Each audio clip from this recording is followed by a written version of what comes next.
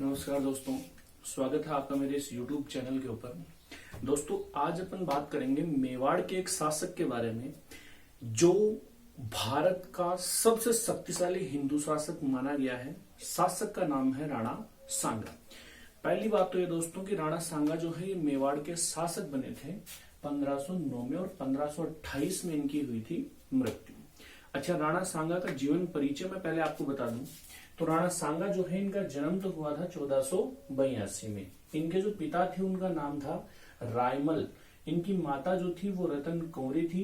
अच्छा, ये कहते हैं कि रायमल जो थे इनके कुल 13 पुत्र और 2 पुत्रियां थी। 13 पुत्रों में से नंबर 3 पे स्थान था राणा सांगा का। राणा सांगा से बड़े 2 पुत्र थे। बड़े पुत्र का नाम था आपका पृथ्वीराज सिसोदिया, जबकि दूसरे नंबर पे जो पुत्र था उसका नाम था रायमल। उसके बाद में देखो दोस्तों, राणा सांगा की उपाधियां, तो राणा सांगा की 2 उपाधियां हैं। एक तो राणा सांगा को कहते हैं हिंदूपथ और एक इसे कहते हैं सैनिक भग्नावशेष। राणा सांगा की ये 2 उपाधियां क्यों पड़ी है उनके अपन चर्चा करें। पहली उपाधि है इनकी हिंदूपथ। देखो, राणा सांगा को हिंदूपथ के नाम से इसलिए जाना जाता है क्योंकि राणा सांगा अपने राजपुताने का वह आखिरी शासक था जिसके नेतृत्व में राजपुताने के सभी शासकों ने मुगलों को भारत से बाहर निकालने का प्रयत्न किया था। सभी शासकों का नेतृत्व किया था सांगा ने, या ये कहें कि सभी शासकों को रास्ता दिखाने का काम किया था सांगा ने। इसलिए सांगा को क्या कहते हैं, हिंदू पथ के नाम से जानते हैं। जबकि दूसरी उपाधि है सैनिक भग्नावेश। राणा सांगा के बारे में कहते हैं कि ये ऐसा शासक था जिसमें एक सैनिक का अंश था। इसका क्या तात्पर्य देखो, राणा सांगा जो है वो ऐसे शासकों में शामिल था जो युद्ध के समय स्वयं युद्ध में शामिल होता था, या ये कह सकते हैं अपन कि राणा सांगा जो है वो अपनी सेना का नेतृत्व अग्रभाग से करता था, खुद युद्ध में शामिल होता था। इसीलिए दोस्तों ये कहते हैं कि जब राणा सांगा की मृत्यु हुई थी उस समय उनके पार्थिव शरीर की स्थिति ये थी कि सांगा की एक आंख फूटी हुई थी, एक हाथ कटा हुआ था, एक पैर कटा हुआ था और सांगा के शरीर पे 80 घाव थे। ऐसी स्थिति थी जब सांगा की मृत्यु हुई थी। इसलिए इनके बारे में कहते हैं कि इसमें एक सैनिक का अंश था। इनको सैनिक भग्नावेश के नाम से जाना जाता है। आगे अपन चर्चा करें कि राणा सांगा जो है मेवाड़ का शासक किस प्रकार से बनते हैं। तो पहली बात तो ये कि राणा सांगा जब शासक बनने से पहले सांगा और उसके भाइयों के बीच और उसका एक चाचा था, इनके बीच में एक उत्तराधिकार विवाद हुआ था। उत्तराधिकार विवाद किन किन के बीच हुआ था मैं आपको बता दूं तो राणा सांगा का बड़ा भाई था पृथ्वीराज सिसोदिया। अच्छा, पृथ्वीराज सिसोदिया के बारे में अपन कुछ चर्चा करते हैं। पृथ्वीराज सिसोदिया की एक उपाधि है, इनको कहते हैं उड़ना राजकुमार। उड़ना राजकुमार के नाम से ये जाने जाते हैं। इनके बारे में ये भी कहते हैं कि पृथ्वीराज सिसोदिया या उड़ना राजकुमार मेवाड़ के शासक रायमल के सबसे योग्य उत्तराधिकारी भी थे। अच्छा, इनकी जो पत्नी थी वो भी बड़ी फेमस है। इनकी पत्नी का नाम था तारा। ये तारा अजमेर के अजयमेरू किले में रहती थी और तारा अजयमेरू किले में रहती थी, इसीलिए अजयमेरू किले का नाम पड़ा था तारागढ़। अच्छा, इनके बारे में कहते हैं कि इनके एक बहनोई थे जो सिरोही के शासक थे, उनका नाम था जगमाल। जगमाल के द्वारा जहर देने के कारण पृथ्वीराज सिसोदिया की मृत्यु हो गई थी और इनकी जो छतरी है वो बनी हुई है आपके कुंभलगढ़ के किले में। अच्छा, इनकी 12 खंभों की छतरी है। दूसरे जो पुत्र थे वो रायमल हैं। अच्छा, रायमल के बारे में कहते हैं कि नंबर 2 स्थान इन्हीं का था, शासक बनने की प्रायिकता इन्हीं की थी, लेकिन ये कहते हैं कि भाई ये सोलंकियों के खिलाफ युद्ध में इनकी क्या हुई थी, मृत्यु हो गई थी। तीसरा नंबर आता था सांगा, जबकि चौथे नंबर पे स्थान था शासक बनने के लिए रायमल का एक छोटा भाई था शारंगदेव, क्योंकि वो भी अपने आप को उत्तराधिकारी मानता था। अब इनके बीच में विवाद क्या था दोस्तों, रायमल जो था ये ऐसा शासक था जो अपने जीते जी ये तय नहीं कर पाया कि भाई मैं किस पुत्र को अपना उत्तराधिकारी बनाऊं या किसे मेरे बाद में मैं शासक घोषित करूं, क्योंकि ये सबके सब योग्य थे।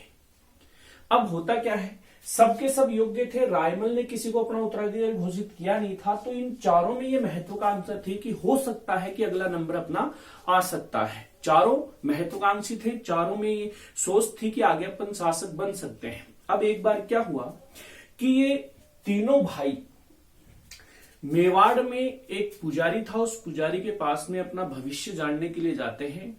उस पुजारी ने यह भविष्यवाणी की कि भाई आप तीनों में से जो राणा सांगा है, उस सांगा का राजयोग जो है वो ज्यादा प्रबल है और ये शासक बनेगा। जब तीनों ने ये बात सुनी तो दोनों भाई जो है वो सोचते हैं कि भी सांगा शासक बनेगा, इसकी अपन हत्या कर देते हैं, देखिए कैसे बड़े शासक। तो तीनों भाइयों के बीच यहीं पर युद्ध शुरू हो गया। उस युद्ध में पृथ्वीराज सिसोदिया की तलवार की हुल लगने से सांगा की एक आंख फूट गई।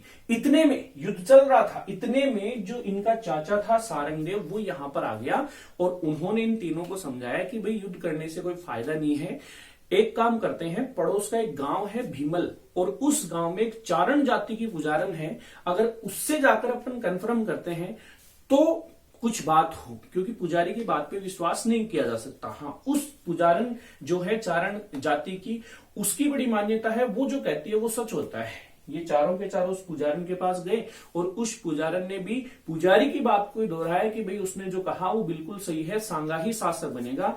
अब इन चारों के बीच युद्ध शुरू हो गया। सांगा यहां से किसी तरह अपनी जान बचाकर भाग गया और मेवाड़ छोड़ के ही चला गया, क्योंकि इसे अपनी जान प्यारी थी। याद रहे दोस्तों, सांगा मेवाड़ छोड़कर अजमेर चला गया और अजमेर में एक डाकू था जिसका नाम था करमचंद पंवार, उसके पास ये भेष बदल के, नाम बदल के रहने लग गया। अब पीछे से क्या हुआ, मैंने आपको बताया, पृथ्वीराज सिसोदिया अपने बहनोई द्वारा जहर देने से इसकी मृत्यु हो गई। रायमल जो था वो सोलंकियों के खिलाफ युद्ध में मारा गया। तो अंततः जब आगे कोई योग्य उत्तराधिकारी नहीं बचा तो अंततः रायमल को वापस सांगा को मेवाड़ बुलाना पड़ा और अपने जीते जी ही इसे मेवाड़ का शासक घोषित करना पड़ता है। अब देखो, सांगा शासक बन गया। शासक बनने के बाद सांगा जो था, इसके जीवन का अधिकांश समय या शासन काल का अधिकांश समय युद्ध में ही व्यतीत होता है। सांगा द्वारा बहुत बड़े बड़े युद्ध लड़े गए थे। सांगा द्वारा लड़े गए प्रमुख युद्ध कौन कौन से हैं तो अपन उनकी चर्चा करते हैं। पहला जो युद्ध है उसका नाम है खातोली का, दूसरा बाड़ी का युद्ध, तीसरा गागरोन का युद्ध और चौथा है बयाना का युद्ध। चारों युद्धों की अपन चर्चा करते हैं। एक युद्ध और बचा है जो अपन लास्ट में पढ़ेंगे। खातोली का युद्ध 1517-18 में लड़ा गया था। ये युद्ध लड़ा था सांगा ने इब्राहिम लोदी के साथ। किसके साथ लड़ा था? इब्राहिम लोदी, इसके साथ सांगा ने खातोली का युद्ध लड़ा था। खातोली का जो मैदान है, ये मैदान वर्तमान में पड़ता है आपका बूंदी जिले में। अच्छा, खातोली का युद्ध 1517-18 में लड़ा गया था, इब्राहिम लोदी से लड़ा था। इब्राहिम लोदी कौन था? तो इब्राहिम लोदी जो है ये दिल्ली का सुल्तान था दोस्तों, दिल्ली का सुल्तान, यानी कि ये कह सकते हैं कि जिसने दिल्ली पे शासन किया है, अंशतः उसने लगभग भारत पे शासन किया है। तो भारत का ये शासक था इब्राहिम लोदी, दिल्ली का सुल्तान था। इनके बीच युद्ध लड़ा गया और इस युद्ध में सांगा ने इब्राहिम लोदी को हरा दिया। आगे इसने फिर एक युद्ध और लड़ा, बाड़ी का युद्ध। बाड़ी का जो मैदान है ये पड़ता है आपका धौलपुर में और ये युद्ध भी सांगा ने इब्राहिम लोदी से ही लड़ा था और इस युद्ध में भी सांगा ने दूसरी बार इब्राहिम लोदी को हरा दिया। यहां पर ध्यान देने वाली बात है, भारत के सबसे शक्तिशाली शासक इब्राहिम लोदी को हरा दिया सांगा ने और इन दोनों हार से ये तय हो गया था कि आगे उत्तर भारत की जो सबसे बड़ी शक्ति है वो शक्ति आपकी राणा सांगा है। इसके बाद में सांगा ने एक युद्ध लड़ा आपका गागरोन का युद्ध और गागरोन के युद्ध में सांगा ने हराया था मालवा के एक सुल्तान को जिसका नाम था महमूद खिलजी द्वितीय। याद रहे, सांगा का एक सरदार था जिसका नाम था मेदनी राय, इंपोर्टेंट है, मेदनी राय, उसकी सहायता हेतु युद्ध लड़ा था और महमूद खिलजी को हराया था। याद रहे, ये वही मेदनी राय है जिसने 1528 में एक युद्ध लड़ा था बाबर के साथ और उस युद्ध का नाम था चंदेरी का युद्ध। अब आगे दोस्तों, सांगा बाबर के साथ दो युद्ध लड़ता है। एक युद्ध लड़ा था उसने बयाना का युद्ध और दूसरा लड़ा था उसने खानवा का युद्ध। इन युद्धों की अपन चर्चा करते हैं। तो पहले अपन बात करें बाबर के बारे में।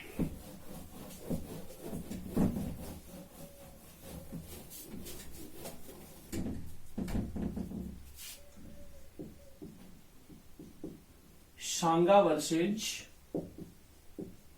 बाबर। देखो, सांगा शासक था मेवाड़ का। बाबर की अपन बात करें, बाबर जो है इसका जन्म हुआ था मध्य एशिया फरगना में। 11 साल की अवस्था में ये शासक बन गया। बाद में कहते हैं कि इसने काबुल को जीत लिया और ये अफगानिस्तान का शासक बन गया। आगे ये पानीपत की लड़ाई को जीतता है। किस लड़ाई को जीतता है? पानीपत की लड़ाई जो 1526 में लड़ी गई थी, इस लड़ाई को जीतता है। इस लड़ाई में इसने इब्राहिम लोदी की हत्या कर दी और ये दिल्ली और आगरा का शासक बन गया। बाबर और सांगा दोनों ही महत्वाकांक्षी शासक थे, दोनों ही अपने राज्य का विस्तार करना चाहते थे और दोनों के राज्य की सीमाएं जो है वो स्पर्श होने लग गई थी, तो दोनों के बीच टकराव जो है वो निश्चित था। अब यहां पर देखो, बाबर और सांगा के बीच में दो प्रमुख युद्ध लड़े गए। दोनों में से जो पहला युद्ध लड़ा गया उस युद्ध का नाम था बयाना का युद्ध। बयाना जो स्थान है ये आपका पड़ता है भरतपुर में। अच्छा, बयाना का युद्ध जो है ये लड़ा गया था 16 फरवरी 1527 को। होता क्या है देखो, दोनों के बीच युद्ध की शुरुआत बाबर ने की। कैसे? बाबर इस समय अपनी सेना सहित आगरा में रुका हुआ था और आगरा के पास में पड़ता है भरतपुर। भरतपुर में बयाना का किला था, ये किला सांगा के नियंत्रण में था। बाबर क्या करता है, अपनी कुछ सेना भेजता है और इसके सैनिकों ने बयाना के किले पर कर लिया अधिकार। जब सांगा को इस बात का पता चला तो सांगा ने अपनी एक सेना भेज दी बयाना के लिए और बाबर और सांगा की सेनाओं के बीच युद्ध लड़ा गया था। ये इंपोर्टेंट बात है, बाबर और सांगा की सेनाओं के बीच युद्ध लड़ा गया था, बयाना का युद्ध। अच्छा, युद्ध में होता क्या है कि सांगा के जो सैनिक थे वो बड़ी बहादुरी के साथ लड़ते हैं और उन्होंने मुगल सैनिकों को बहुत बुरी तरह से हराया। यहां पर जीत बयाना का युद्ध था, यहां पर जीत सांगा की हुई थी और ये जीत सांगा की अंतिम सैनिक जीत थी। इसके आगे युद्ध लड़ा गया था, उसमें सांगा जो है वो हार गया था। अच्छा, बयाना के युद्ध में सांगा की जीत हुई। सांगा के सैनिकों ने बुरी तरह से बाबर के सैनिकों को हराया। यहां से जो बचे हुए सैनिक थे बाबर के, वो सैनिक जब वापस आगरा पहुंचे तो वहां जाने के बाद इन सैनिकों ने बाबर की सेना में एक भय का माहौल व्याप्त कर दिया कि भाई राजपूत जो है वो तो बड़ी बहादुरी के साथ युद्ध लड़ते हैं और बुरी तरह से मारते हैं, उनके तो मारने का तरीका ही बहुत गंदा है। ये बात सुनकर बाबर की सेना में एक भय का माहौल बन गया कि यार आगे टक्कर होगी सांगा से, उसके समर्थन में कई सारे शासक हैं और निश्चित रूप से अपन यहां पर मारे जाएंगे। उसी समय ये कहते हैं कि एक फारसी ज्योतिष था, उस ज्योतिष ने भी ये भविष्यवाणी कर दी कि बाबर जो अगला युद्ध लड़ेगा उस युद्ध में बाबर की हार होगी। तो सैनिक और ज्यादा डर गए कि भाई अपन अफगानिस्तान से आए हुए हैं, अगर यहां पर मर गए तो अपना तो कोई क्रियाक्रम करने वाला भी नहीं है। तो इसलिए बाबर के जो सैनिक थे उन सैनिकों ने युद्ध करने से आगे मना कर दिया कि भाई बाबर यहां तक तो अपना साथ था वो सही था, लेकिन आगे जो युद्ध होगा उस युद्ध में हम तो तुम्हारा सहयोग नहीं करेंगे। अच्छा, आगे युद्ध होने वाला जो था उस युद्ध का नाम है खानवा का युद्ध। खानवा का युद्ध, ये युद्ध लड़ा गया था आपका 17 मार्च 1527 को। युद्ध का नाम है खानवा का युद्ध। खानवा का जो मैदान है ये भी आपका पड़ता है भरतपुर में। अब इस युद्ध की घटना देखो। पहली बात तो ये कि बाबर के जो सैनिक थे उन्होंने युद्ध करने से मना कर दिया। अब बाबर क्या करता है, अपने सैनिकों को मनाने का प्रयत्न करता है। उसने अपने सैनिकों को कुछ लालच दिया कि सैनिकों, मुझे पता है कि आप युद्ध क्यों नहीं लड़ना चाहते, क्योंकि आप लोग मेरे शराब पीने की आदत से परेशान हो, लेकिन कोई बात नहीं, आप इस युद्ध में मेरा साथ दो, मैं आज से ही, अभी से ही शराब पीना बंद कर दूंगा। उसने अपने सैनिकों के सामने अपने सोने चांदी के जो बर्तन थे शराब पीने के, वो तुड़वाकर गरीबों को दान में दे दी। लेकिन सैनिक यहां पर नहीं माने। सैनिकों ने बाबर से साफ कह दिया कि बाबर तू शराब पी चाहे न पी, हमें उससे कोई फर्क नहीं पड़ता, लेकिन इस युद्ध में तो हम तुम्हारा साथ नहीं देंगे। बाबर ने दूसरा रास्ता अपनाया। उसने अपने सैनिकों को फिर कहा कि भाई चलो आप इस युद्ध में मेरा साथ दो और बदले में मैं अपने जो मुस्लिम व्यापारी हैं उन व्यापारियों पे जो तमगा कर लगता है उस कर को मैं हटा दूंगा। तो सैनिक कहते हैं कि भाई बाबर तू तमगा हटा चाहे लगा, हमें कोई फर्क नहीं पड़ता और हम तो इस युद्ध में तेरा साथ नहीं देंगे। जब सैनिक नहीं माने तो बाबर खुद टेंशन में आ गया। अंततः बाबर ने अपने सैनिकों को एक भाषण दिया जिहाद के ऊपर, बड़ा जोशीला भाषण। उसने इस युद्ध को धर्म युद्ध बना दिया। बाबर अपने सैनिकों से कहता है, इमोशनली कहता है कि भाई भले ही इस युद्ध में आप मेरा साथ न दो, लेकिन फिर भी ये युद्ध मैं लड़ूंगा, चाहे ये युद्ध मुझे अकेले ही लड़ना पड़े। और क्यों लड़ूंगा? क्योंकि ये युद्ध मैं अपने धर्म के लिए, इस्लाम के लिए लड़ूंगा।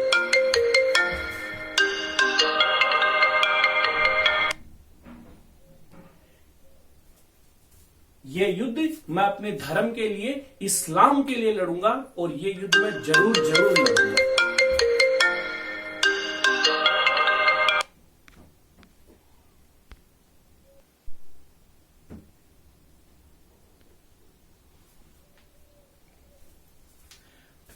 सॉरी दोस्तों, ये युद्ध मैं अपने धर्म के लिए लड़ूंगा, इस्लाम के लिए लड़ूंगा, भले ही ये युद्ध मुझे अकेले ही लड़ना पड़े। अच्छा, बाबर अपने सैन्य से क्या कहता है कि ये युद्ध भले ही मुझे अकेले लड़ना पड़े, मैं अपने धर्म के लिए लड़ूंगा। आगे वो कहता है कि भाई सैनिकों, एक सैनिक के जीवन में जीवन मरण की घटनाएं तो साधारण सी घटनाएं, और आप ये युद्ध इसलिए नहीं लड़ना चाहते क्योंकि आपको मरने का डर है, लेकिन जीवन मरण की घटना साधारण सी घटना है, जिसने जन्म लिया है वो एक दिन जरूर मरेगा।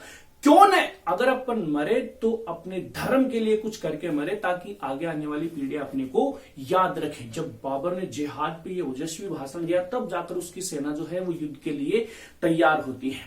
अब देखो दोस्तों, इस युद्ध की कुछ घटनाएं देखें। पहली बात ये कहते हैं कि इस युद्ध में राणा सांगा और बाबर के बीच जो युद्ध लड़ा गया था, इस युद्ध में सांगा के पास बाबर से दुगनी सेना थी। अच्छा, ये कहते हैं कि सांगा 80,000 की